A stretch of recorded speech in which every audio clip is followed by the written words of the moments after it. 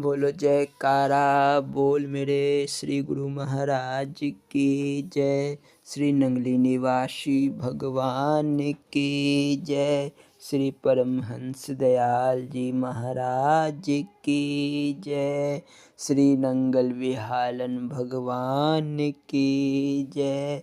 श्री परम गुरु भगवान की जय। जय सच्चिदानंद जी। श्री अद्वैत वचनामृत पिछले भाग का दूसरा भाग।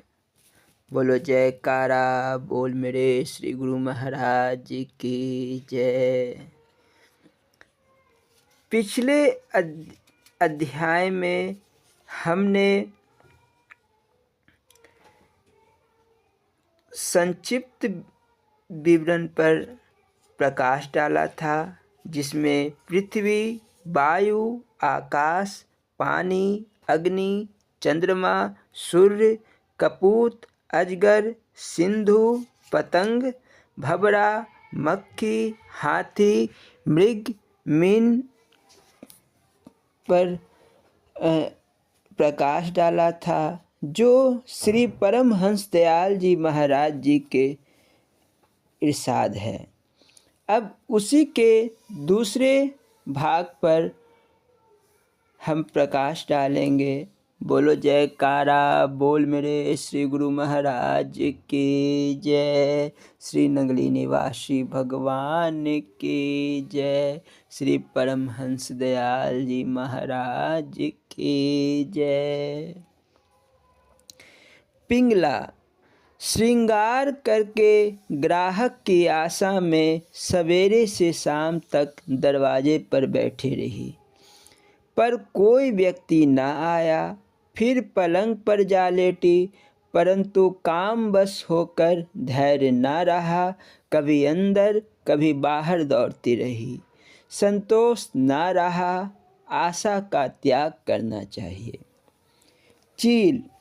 चील के पास मांस का टुकड़ा देखकर पंछी उसके पर नोचते थे और मारते थे।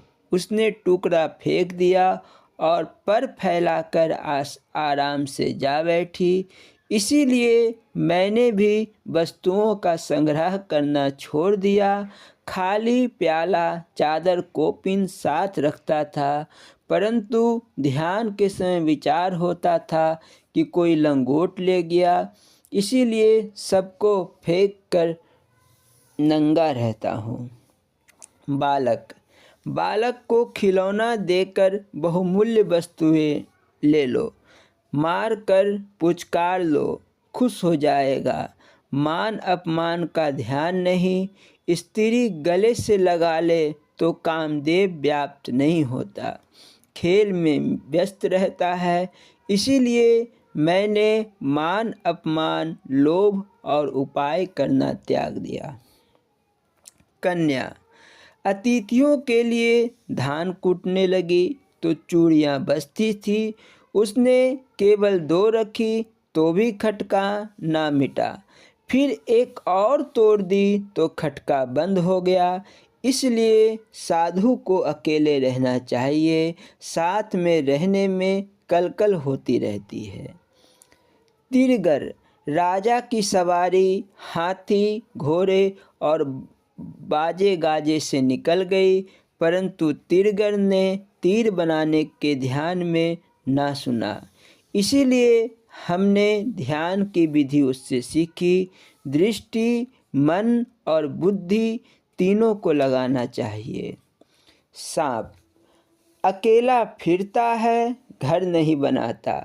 जहाँ रात होती है वहीं किसी बिल में घुस जाता। इसीलिए हमने भी कोई घर न बनाया। रमता जोगी बहता पानी, ठहरे गंदला होए।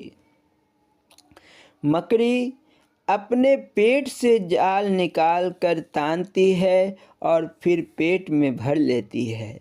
मक्खी उसमें घुसकर मर जाती है। ऐसे ही ईश्वर जगत को रचता है और फिर अपने में लीन कर लेता है। इस माया जाल से बचने के लिए जन्म मरण का डर मानकर वैराग्य को धारण करे, हरि का भजन करे और जगत की वासना को त्यागे। भृंगी भृंगी कीड़े को पकड़कर अपने पास रखता है। उसके ध्यान से कीड़ा भृंगी हो जाता है, तो जिसका ध्यान करता है वह उसका रूप हो जाता है। भृंगी को देखने से यह बात समझ में आई कि सेवक कैसे स्वामी बन जाता है। हमने अपने देह को भी गुरु माना, क्योंकि एक दिन अच्छा खाया उससे कष्ट हुआ, फिर अच्छा पहना दूसरे दिन ना मिला तो दुख अधिक हुआ। इसीलिए प्रारब्ध पर भरोसा रखकर पुरुषार्थ करना छोड़ दिया। यह शरीर बचपन में माता पिता के अधीन होता था, युवा अवस्था में पत्नी के बस में पड़ जाता है और बुढ़ापे में संतान के अधीन हो जाता है। मरकर आग में जले अथवा कीड़े खाए, इसलिए यह अपना नहीं। हाँ, इससे एक काम निकलता है कि हरि की प्राप्ति होती है। इसीलिए देह अभिमान को त्याग दिया।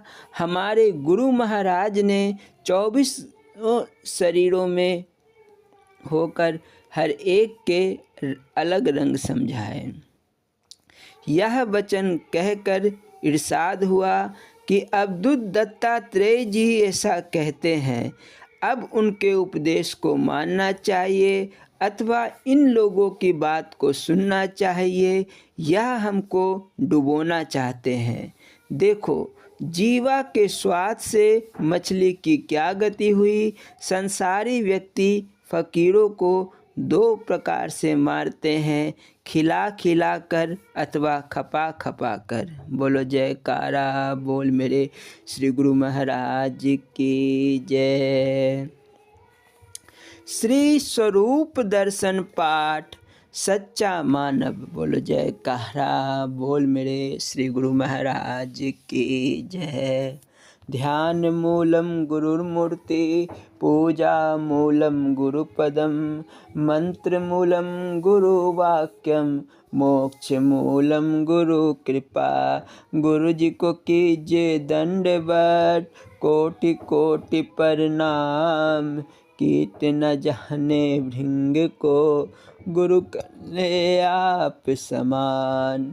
त्वमेव माता च पिता त्वमेव, त्वमेव बंधु च सखा त्वमेव, त्वमेव विद्या द्रविणं त्वमेव, त्वमेव सर्वं मम देव देव। हरि ओम।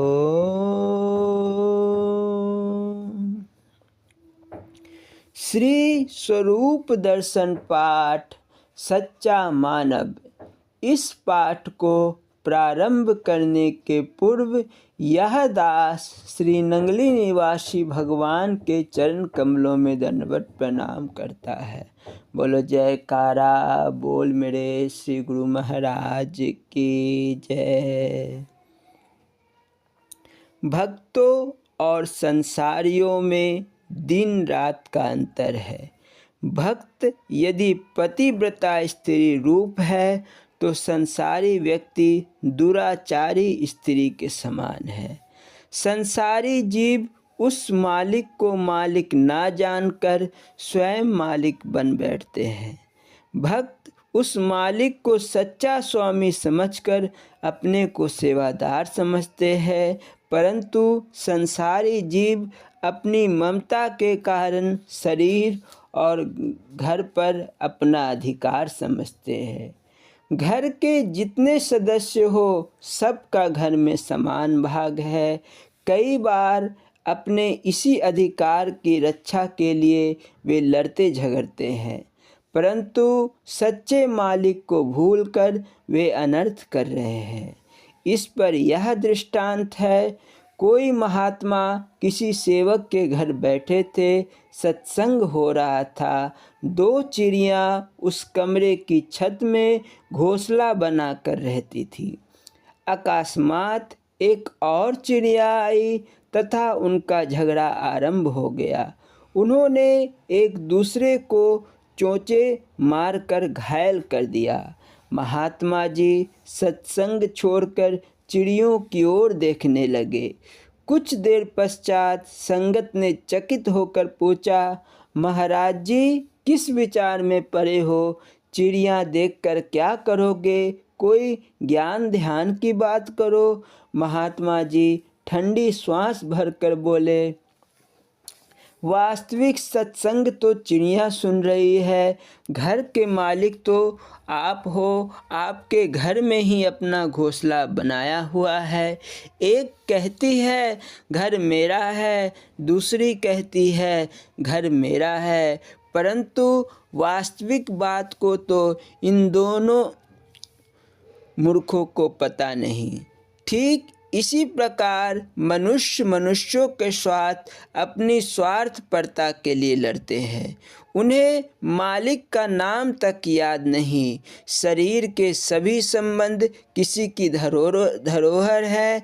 हम उनके रक्षक नियुक्त किए गए हैं। हमारा समय समाप्त होते ही वह मालिक आ जाएगा।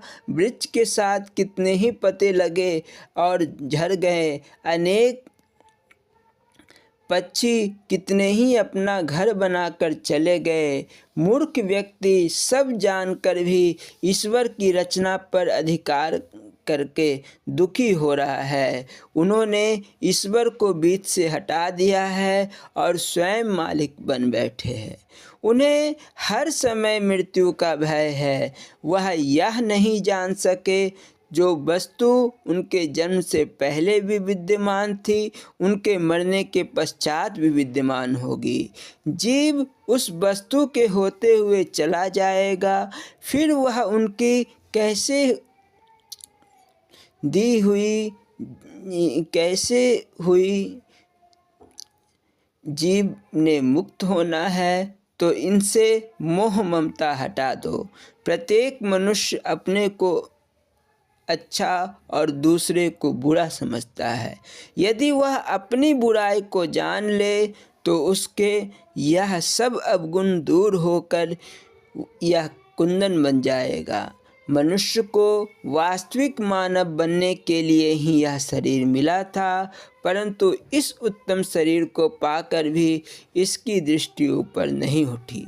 जिस समय दृष्टि ऊपर उठेगी तब यह वास्तविक ब्रह्म बन जाएगा। विकारों के कारण यह मनुष्य पशुओं से अधिक बर्बर बना हुआ है। तब महापुरुषों की कृपा से शुद्धि आएगी, तब पश्चाताप करेगा। बोलो जयकारा बोल मेरे श्री गुरु महाराज की जय। स्वामी हीरानंदपुरी जी महाराज जी की लीला संस्मरण एवं अमृत प्रवचन। बोलो जयकारा बोल मेरे श्री गुरु महाराज की जय। श्यामलाल गुप्ता लखनऊ निवासी एक लीला संस्मरण फरमाते हैं।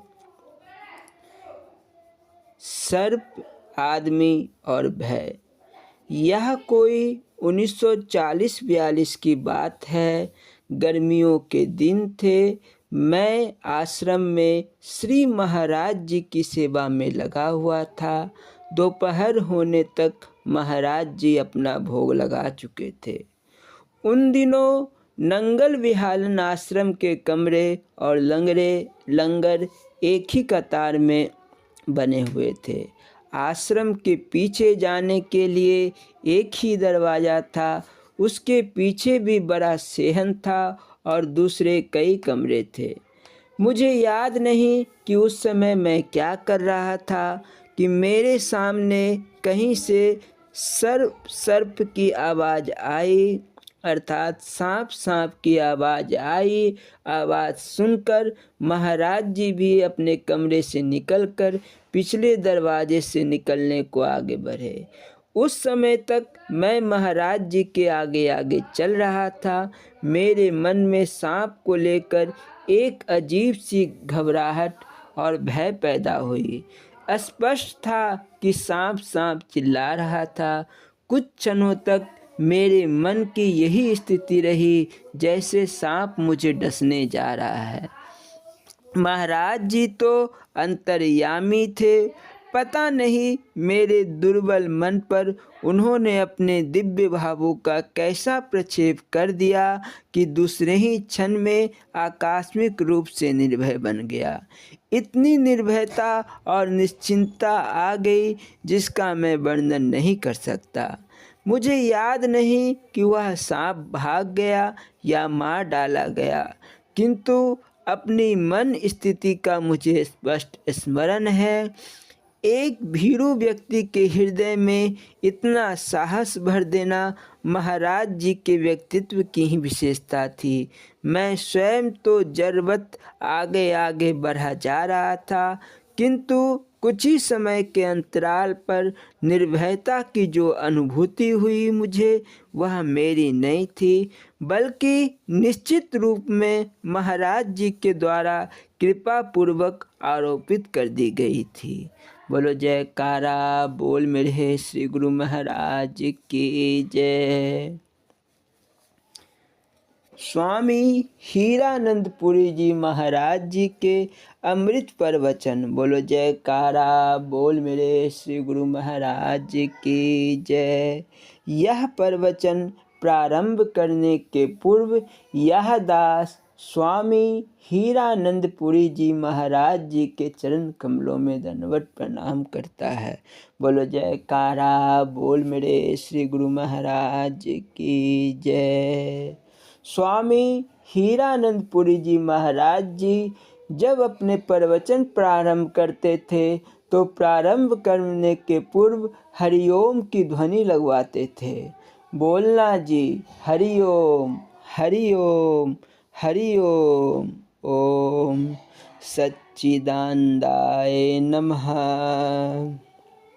समाधि प्राप्ति।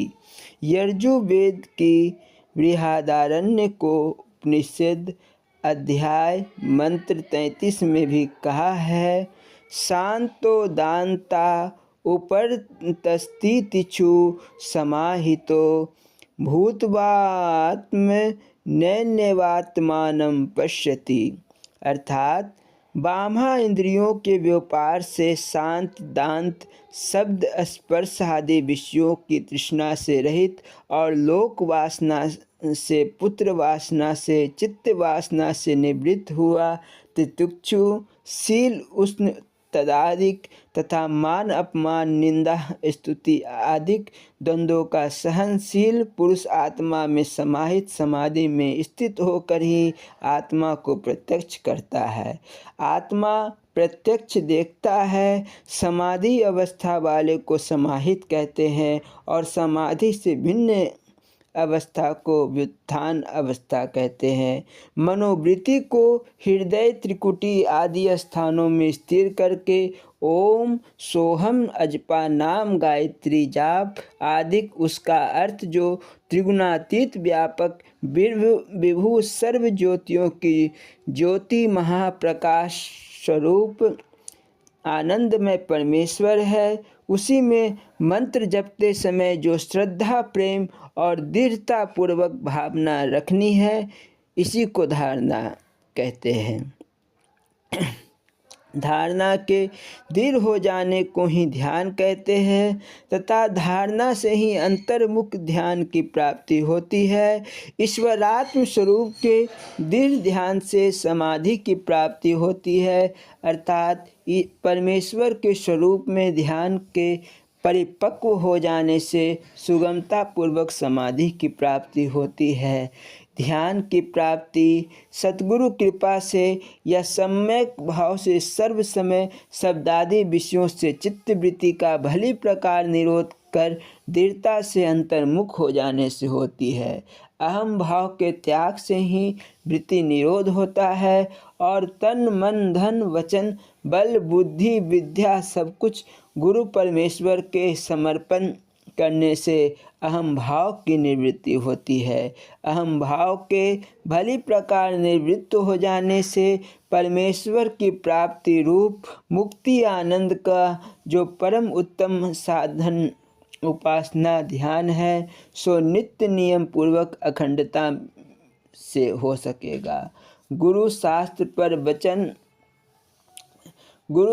पर श्रद्धा विश्वास के सहित नित्य अखंड ध्यान करने से अपने पवित्र शुद्ध उज्ज्वल हृदय मंदिर में ही विद्यादि कलेशों से रहित परमेश्वर को साक्षात्कार करना है तथा दिव्य दृष्टि के द्वारा देखना है और ध्यान में अपनी इच्छा के अनुकूल सुंदर पवित्र एकांत स्थान पर बैठकर मन बुद्धि आत्मा को स्थिर करके परिपूर्ण सच्चिदानंद घन परमेश्वर सर्वात्मा सर्वाधार सर्वशक्तिमान सर्वांति अंतर्यामी परमात्मा के तेजों में परम प्रकाश स्वरूपानंद में अच्छी प्रकार तन्मय होकर तदानुसार वृत्ति होकर निमग्न हो जाए। कुछ काल ऐसा ध्यान का अभ्यास करने से ध्यानी देह ध्यास को भूल जाता है और तद्रूप होकर भेद भ्रम से रहित भया सर्व ब्रह्म स्वरूप हो जाता है। फिर कुछ काल पश्चात वृत्ति उत्थान होकर इष्ट देव और अपने को भिन्न भिन्न जानता है और परमेश्वर से नम्र भाव से विनती करता है कि हे तीन ताप पांचों कलेश के जन्म मरण रूप बंधन से रहित एक महान सदा आनंद ज्ञान स्वरूप सर्वशक्तिमान अनंत गुण संपन्न नित्य सर्वज्ञ अवधि रहित अपने पूर्ण सत्य धर्मादि गुणों से युक्त उपासना ध्यान करने वाले भक्त योगियों के अंतर्मुख ध्यान में होने वाले प्रभु, मैं इस सदा हर्ष शोक रूप दुख सागर संसार के विषय के भोगों की इच्छा का परित्याग करके केवल आपकी ही प्राप्ति की दृढ़ इच्छा को लेकर आपकी त्रिगुणातीत अखंड शरण में आया हूँ। मुझे शरण में आए हुए शरणागत को पूर्ण रूप से अपना लीजिए और जन्म मरण के महान कष्ट से छुड़ाकर सदा के लिए मुक्त कर दीजिए। इस प्रकार प्रार्थना करता हुआ प्रेम में मग्न होकर ईश्वरोन्मुख ध्यान में मग्न हो जाता है। बोलो जयकारा बोल मेरे श्री गुरु महाराज की जय।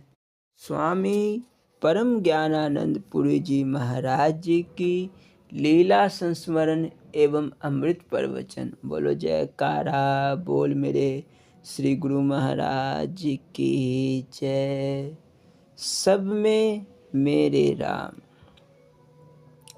सतीश बहन जी अर्थात सतप्रेमानंद जी महाराज अभी कुछ ही समय पूर्व महाराज जी के समीप गई थी।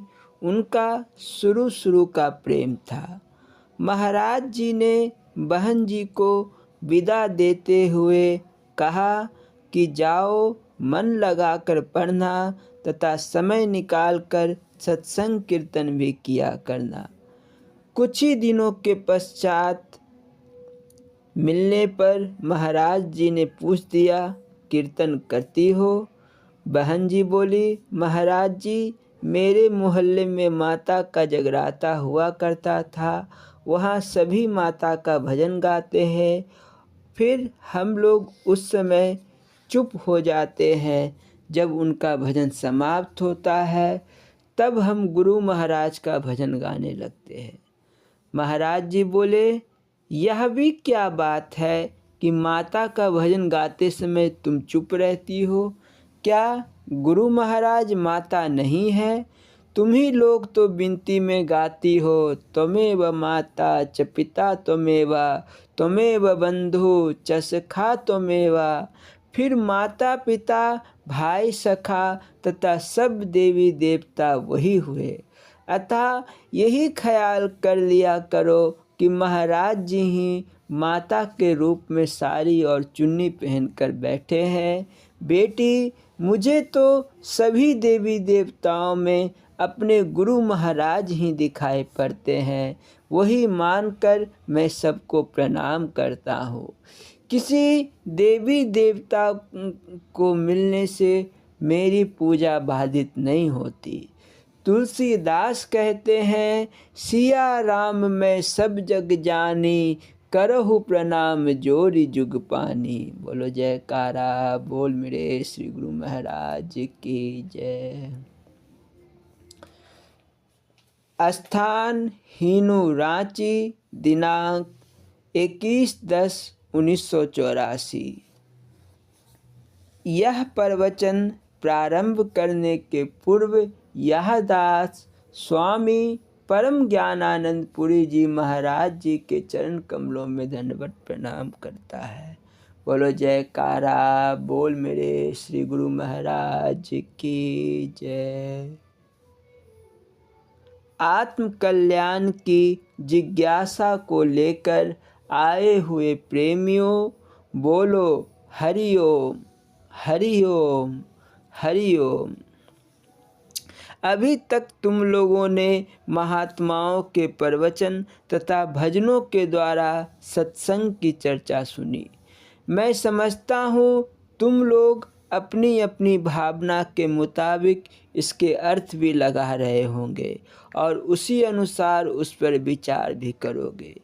यह हकीकत है कि जिसका दिल जैसा होता है, बाहर की दुनिया उसको वैसी ही दिखाई देती है। ऐसी हालत में असलियत समझने में कठिनाई तो अवश्य होगी।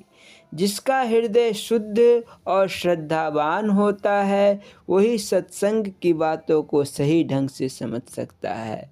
तुम लोगों ने संतों के द्वारा लिखे गए ग्रंथों में यह बात जरूर पढ़ी होगी कि शास्त्र केवल श्रद्धालुओं को ही सुनाए जाए, उन्हें वैसे सज्जनों पर प्रकट किया जाए जिन्हें भगवान, शास्त्र तथा अपने धर्म पर आस्था है।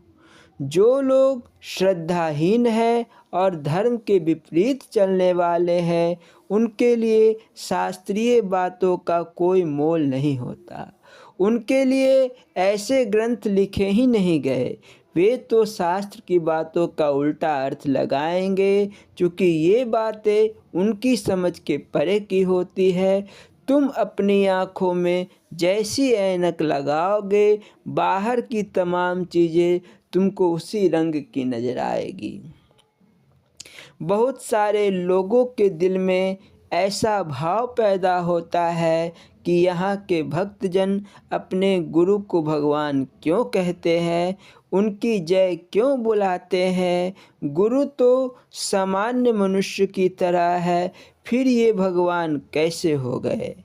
असल बात यह है कि यहाँ के ही भक्त अपने गुरु को भगवान नहीं मानते, बल्कि दूसरे सभी संत और शास्त्र भी ऐसा मानते हैं। इसीलिए तो तुलसीदास ने कहा, वंदे बोधमयम नित्यम गुरु शंकर रूपनीम। और इसी प्रकार कबीर ने भी कहा, गुरु को मानुष जानते, ते नर कहिए अंध, होई दुखी संसार में, आगे जम का फंद। राम की जय, कृष्ण की जय, शिव की जय, देवी मैया की जय, ऐसा तो हमारे सनातन धर्म के सभी लोग बोलते आए हैं। इस प्रकार की जय बोलने के पीछे एक राज है। ऐसा करने से जयकारा करने वाले व्यक्ति का हृदय शुद्ध होता है, उसके भाव दिव्य बनते हैं। जिनकी जय मनाई जाती है, कल्याण उनका नहीं होता। कल्याण का हकदार तो वह इंसान होता है जो समर्पित भाव से अपने गुरुजनों की जय मनाता है। विनोबा ने एक बार गांधी जी को खत लिखा कि आपने दुनिया में वैसा कर्म कर दिखाया जैसा भगवान राम भी नहीं कर सके थे। उदयाचल से अस्ताचल तक जिन अंग्रेजों का राज्य को जीतकर भारत को आज़ादी दिलवाई, इसीलिए हम आपको राम से भी बढ़कर मानते हैं। महात्मा गांधी ने उस पत्र के जवाब में विनोबा भावे को लिखा, तुमने जो चिट्ठी लिखी तुम्हारी भावना के मुताबिक वह बात तुम्हारे लिए सत्य है। यदि तुम्हारी भावना वैसी है तो तुम्हारे लिए यह ठीक है। हाँ, हम खुद अपने मन में इसके लिए क्या भाव रखते हैं यह अलग बात है। हम तो राम कृष्ण आदि अवतारी महापुरुषों के चरणों की धूलि के बराबर भी अपने को नहीं मानते। तुम्हारा अपना भाव यदि इस तरह का है तो तुम्हें उसका दिव्य फल जरूर मिलेगा और तुम जरूर महान बन जाओगे। ठीक इसी तरह जिन भक्तों का अपने गुरु के ऊपर जितना ऊंचा भाव होता है उनका हृदय उतना ही महान बनता है। यह बात समझ लेने की है कि जिसे गुरु कहा जाता है वह स्वयं अपने को अपने गुरुजनों अथवा अवतारी महापुरुषों के चरणों का खाकसार समझता है। उसका मस्तक उन महान हस्तियों के सामने सदैव झुकता रहता है, तभी तो वह गुरु बन पाता है।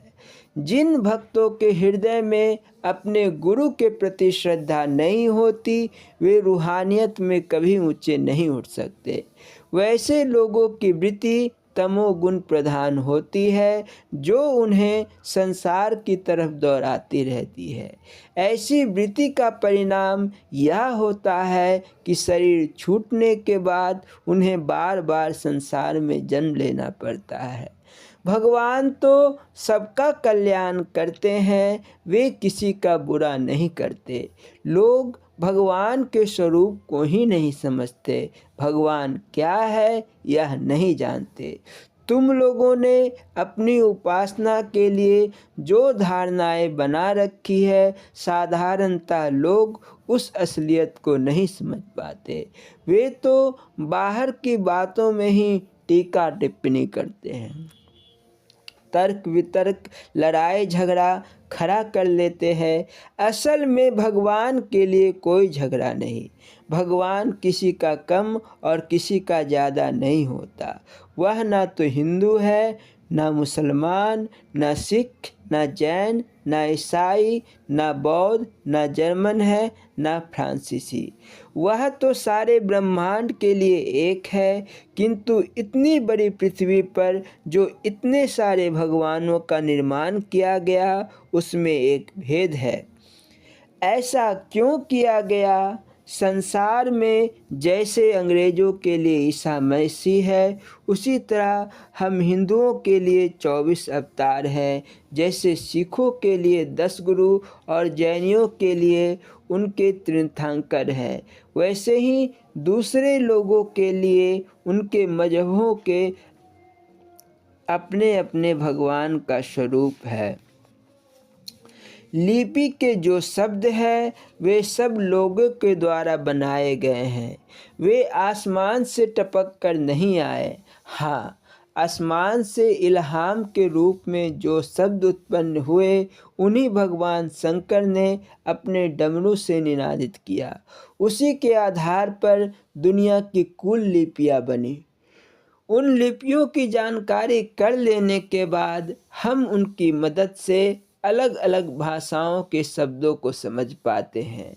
फिर तो हम विद्वान हो जाते हैं और बड़ी बड़ी डिग्रियां भी हासिल कर लेते हैं। अगर हम उन सगुण लिपियों को आधार ना बनाए तो हमें उस निर्गुण सत्य ईश्वर की समझ नहीं हो सकती। तुम्हें तो निर्गुण सत्य की परख के लिए सगुण स्वरूप को आधार बनाना ही पड़ेगा, प्रतीकोपासना करनी पड़ेगी। पहले ही कोई आदमी घट घट व्यापी परमात्मा को नहीं समझ सकता। पहले एक देशी को मान करके ही सर्वदेशी को समझा जा सकता है।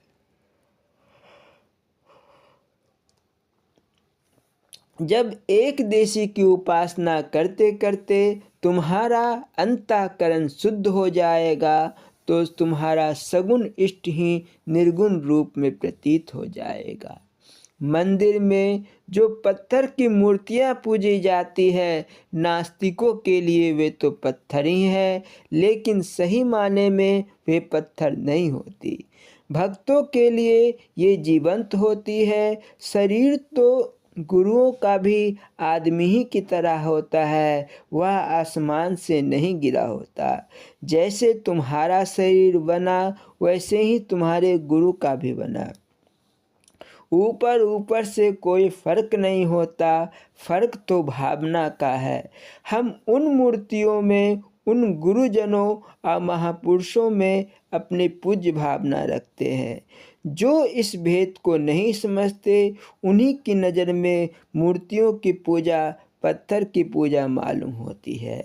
हमारे शास्त्र तो बराबर ही कहते रहे कि भगवान घट घट व्यापी है।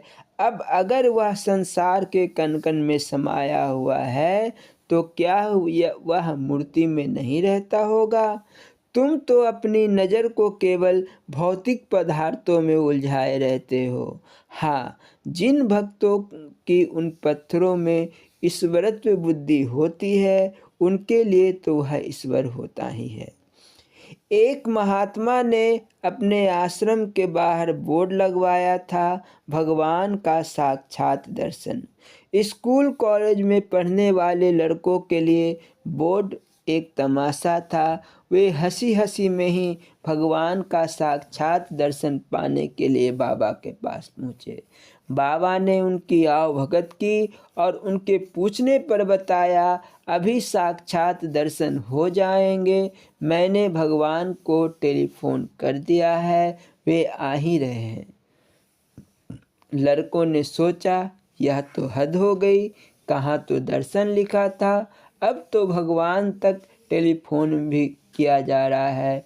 कुछ देर बाद जब भगवान नहीं आए, तो लड़कों ने बाबा से फिर पूछा।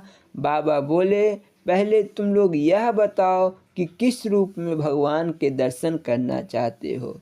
यदि तुम्हारे मन में उनका कोई रूप है ही नहीं, तो फिर उनके आ जाने पर भी तुम उन्हें पहचानोगे कैसे? अतः पहले यह बताओ कि भगवान राम बनकर आए, कृष्ण बनकर आए या नरसिंह बनकर।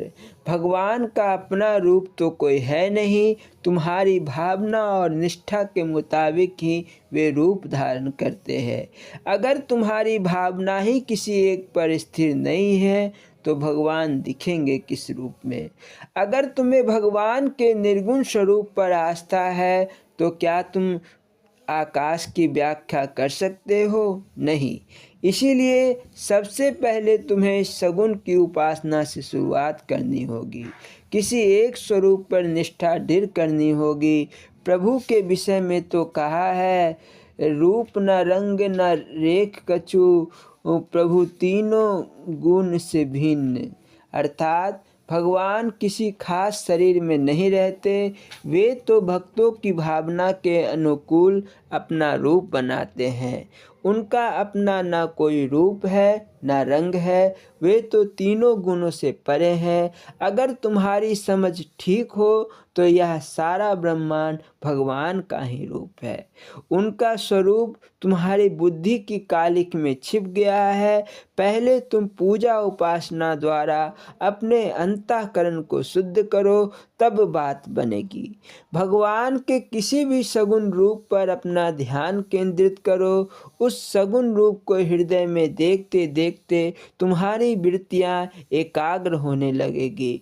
फिर तो तुम्हारी वृत्ति इस तरह दिव्य हो जाएगी कि जर्रे जर्रे में तुम्हें प्रभु का ही स्वरूप नजर आने लगेगा। आम तौर पर लोगों को मूर्ति पूजा पर ऐतराज होता है। सोचते हैं, जड़ मूर्ति को चढ़ाया गया नैवेद्य भगवान तक कैसे पहुंचता है? मूर्ति तो निर्जीव होती है, किंतु मूर्ति पूजा वस्तुतः प्रतीकोपासना है, जिसका परिणाम सदा मंगलकारी होता है। एक आदमी हरिद्वार में स्नान आदि के बाद सूर्य को जल चढ़ा रहा था। एक नास्तिक वहां पर खड़ा था। बोला, तुम यह क्या कर रहे हो? जिसे जल चढ़ा रहे हो वह तुमसे करोड़ों मील दूर आकाश में है। वह बेहद गर्म भी है, तुम्हारा चुल्लू भर पानी उस तक पहुँच कैसे पाएगा। इसके जवाब में वह पुजारी बोला, साला चल हट यहाँ से, मेरे पास बकवास मत कर। नास्तिक इस गाली गलौज को सुनकर भन्ना हो गया। बोला, मैं तो तुमसे सामान्य बातें कर रहा था और तुमने मुझे गाली देनी शुरू कर दी। यह कैसी भक्ति हुई। पुजारी बोला, मैं पूछता हूँ, मैंने गाली तुम्हारी माँ बहन को दी? वे तो यहाँ से दूर कहीं और हैं, फिर मेरी गालियाँ उन तक कैसे पहुँच गई? यदि मेरी गालियाँ वहाँ तक पहुँच सकती है तो मेरा दिया हुआ जल सूर्य भगवान तक क्यों नहीं पहुँचेगा। इसी तरह नास्तिक लोग तरह तरह के तर्क करते रहते हैं। वे बेचारे अपने स्वभाव से मजबूर होते हैं। वे तमोगुणी लोग हैं, उनके अंदर दिव्य भाव आ ही नहीं सकता। रावण जैसे शक्तिशाली और पंडित आज दुनिया में कितने लोग हैं, उसमें एक ही साथ कई विलक्षण गुण थे, फिर भी उसे राक्षस कहा गया। ब्राह्मण कुल में जन्म लेने के बाद भी वह राक्षस कैसे हो गया? असल में उसके व्यक्तित्व का एक दूसरा पक्ष भी था, जिसमें दोष ही दोष था। विद्वान होते हुए भी वह शराब पीता था, चारों वेदों का वक्ता होकर भी मांस खाता था, वह दूसरों की औरतें चुराता था, अहंकारी इतना था, भगवान राम के सामने भी नहीं झुका। इसी कारण तो उसे राक्षस कहा जाता है। आज भी लोग उसके पुतले जलाकर अपनी खुशियां जाहिर करते हैं। आज तुम खुद अपने से पूछ कर देखो, तुम रावण हो या नहीं। जो दुष्कर्म करे वही तो रावण होता है। आज सरेआम हर गली हर नुक्कड़ पर राक्षस घूम रहे हैं। रात दिन लड़ाइयाँ हो रही है, तुम एक दूसरे को मिटाने पर तुले हुए हो। क्या यह राक्षस होना नहीं है? तुम्हारा कसूर यही है, तुम हिंदू हो अतः मार दिए जाओगे। उनका कसूर यह है कि वे मुसलमान हैं, सिख हैं, इसीलिए मार दिए जाएंगे। क्या यही तुम्हारा धर्म सिखाता है? तुम्हारे महापुरुष क्या ऐसी ही बातें बताते हैं? कोई भी मजहब यह नहीं सिखाता कि तुम आपस में लड़ो या दूसरों का खून कर दो, किसी के साथ विश्वासघात करो अथवा किसी के साथ अत्याचार करो। जो भी ऐसा करता है वही राक्षस होता है। अगर रावण की तरह ही तुम्हारी समझदारी है तो उसमें और तुम में अंतर क्या रह गया?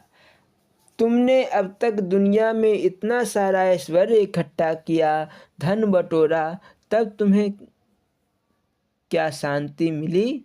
किसी अरबपति से जाकर पूछो कि क्या उसे शांति है। तुम तो अपनी विद्वता का दुरुपयोग कर रहे हो। भौतिक पदार्थों की प्राप्ति के लिए तुम्हारी विद्या नहीं है। भगवान ने तुम्हें एक दूसरे उद्देश्य की प्राप्ति के लिए बनाया है। संसार का सुख तो क्षणिक है। जब से यह सृष्टि बनी तब से लेकर आज तक यहाँ ना कोई सुखी हुआ और ना होगा। प्रलय काल तक अभाव ही अभाव लगा रहेगा। यदि तुम्हारी जिंदगी 100 सालों की भी हो तो 50 साल तो रात में सोए में ही कट गए और 15 साल सुबह शाम में खत्म हो गए। शेष समय हा हा हूँ करते बीत गया। कभी तुमने ठंडे दिल से विचार किया कि तुम क्या कर रहे हो? तुम जो कर रहे हो क्या वही उचित है? तुमने जो कुछ भी किया उससे क्या तुम्हें सुख शांति प्राप्ति हुई, आनंद मिले, चिंताएं दूर हुई, तुम्हारे दुखों की निवृत्ति हुई? तुम्हारे ये नीले कपड़े केवल मन बहलाने के लिए हैं। यह तो ऊपर ऊपर की चमक दमक है, इससे कुछ सधने वाला नहीं। तुम तो इस संसार में आंखें मूंद कर पड़े हुए हो, सोचते हो हम सब तरफ से सुरक्षित हैं, हमें कोई देख नहीं रहा है। तुम क्या जानो कि तुम्हें देखने परखने वाला तुम्हारी रग रग को पहचानता है। तुम कितना भी धन पैदा कर लो, तुम्हें वास्तविक शांति नहीं मिल सकती।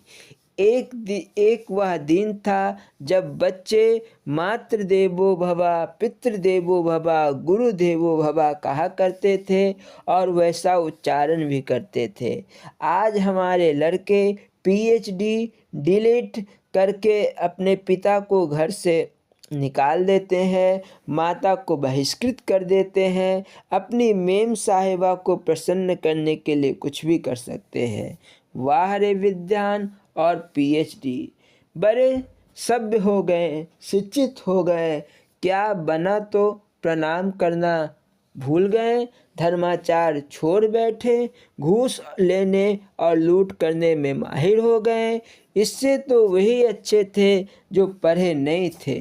यह भौतिक विद्या तुम्हें इंसानियत नहीं सिखा सकती। ऋषियों की शिक्षा से तुम सच्चे इंसान बन सकते हो।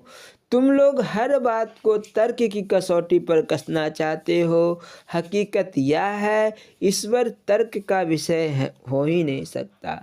तुम उसे अपनी बुद्धि से समझ ही नहीं सकते। मुर्गे अंडे खाकर, शराब पीकर तुम ईश्वर पर तर्क करने चलते हो। भला वह तुम्हारे जैसे तामसी बुद्धि वालों की पकड़ में आ सकता है कभी? इसीलिए सबसे पहले तुम्हें अपना खान पान शुद्ध करना होगा, आहार व्यवहार पवित्र करना होगा। इससे तुम्हारी बुद्धि भी शुद्ध होती जाएगी, तुम्हारी कमाई भी शुद्ध होनी चाहिए। एक भक्त किसी आदमी के यहाँ निमंत्रण पर गया। बड़े आदर सत्कार के साथ उसे भोजन कराया गया। भोजन कर चुकने के बाद जब भक्त अपने घर लौटने को हुआ तो चलते चलते उसकी निगाह में बैठक में टंगे हुए सोने की हार पर पड़ी। उसने हार को चोरी से अपने जेब में रख लिया और घर आ गया। उधर हार की चोरी हो जाने पर उस आदमी के मन में अतिथि के प्रति तनिक भी शंका नहीं हुई। उसने सोचा हार को कोई दूसरा उठा लिया होगा, मगर इस भक्त के मन में प्रायश्चित का भाव आने लगा और उसका दिल अपराध भाव से भर गया। पूजा और ध्यान के समय में भी उसका मन उचाट बना रहा और भीतर बड़ी अशांति महसूस हुई। शांति प्राप्त करने के लिए वह भक्त अपने गुरुदेव के पास पहुंचा और उनसे सारी सच्चाई कह सुनाई। उसे खुद अपने किए पर आश्चर्य था कि उसने वैसा किया कैसे। गुरुदेव विचार करके बोले, तुम जिसके घर खाने गए थे उसका वह अन्न चोरी का था, इसीलिए उसे खा लेने पर भी तुम्हारे मन में कुछ देर के लिए वैसी कुभावना पैदा हो गई। इसका निदान यही है कि तुम हार को ले जाकर उस व्यक्ति को सौंप दो और उससे क्षमा मांग लो। ऐसा करने से तुम्हारे दोष खत्म हो जाएंगे। आज तुम लोग जिस परिवेश में जी रहे हो उसमें कोई चीज़ शुद्ध दिखाई नहीं देती, फिर उसमें रहकर तुम्हारे बच्चे देवता कैसे बने? उन बच्चों की बुद्धि तामसी ना बने तो क्या बने? ऐसा तमोगुण मन संसार की ओर ही तो जाएगा। इसीलिए पहले अपने आहार व्यवहार को शुद्ध करना होगा। इसे शुद्ध करने के पहले अपनी कमाई भी शुद्ध करनी होगी। जब इतना सध जाएगा तब मन पवित्र होगा। पवित्र मन में ही शांति आएगी। वैसी शांति आ जाने पर यह सारी दुनिया तुच्छ नजर आने लगेगी। हम यह नहीं कहते कि तुम दुनिया की चीज़ों का इस्तेमाल मत करो अथवा कमाना छोड़ दो। तुम जिस प्रारब्ध को लेकर आए हो उसे तो पूरा करना ही पड़ेगा। तुम संसार में रहने का तरीका सीखो, संसार में रहकर भी इसकी आसक्ति में मत डूबो। अभी तो स्थिति यह है कि हर आदमी पर भोग विलास का भूत सवार है। एक आदमी नशे में हो तो उसका निदान संभव भी है। यहाँ तो कुएं में ही भांग घोल दी गई है। कुएं का पानी पीकर समूचा गांव पागल बना हुआ है। देखो, जो सत्य है वह हमेशा सत्य ही बना रहेगा, उसे असत्य कोई कर ही नहीं सकता। जब तुम्हारे घर कोई संबंधी मर जाता है तो तुम उसे शमशान ले जाते हो, वहाँ उसे जलाकर स्नान आदि से पवित्र होकर घर आते हो।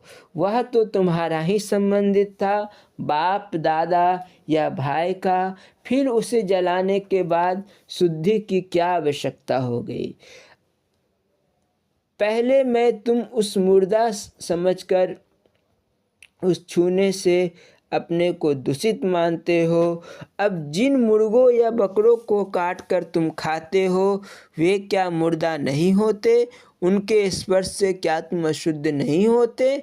ऐसे ही अपवित्र आहार अब तक ग्रहण करते आए हो और उसी का खून तुम्हारी नसों में तैर रहा है। तुम्हारे बच्चे उसी के रस से बने सब धातुओं के उपज तो होते हैं, फिर वे उदंड नहीं होंगे तो क्या होंगे? तुम स्वयं तो दिन भर झूठ बोलते रहते हो और अपने बच्चों को सच्चाई का पाठ पढ़ाते हो।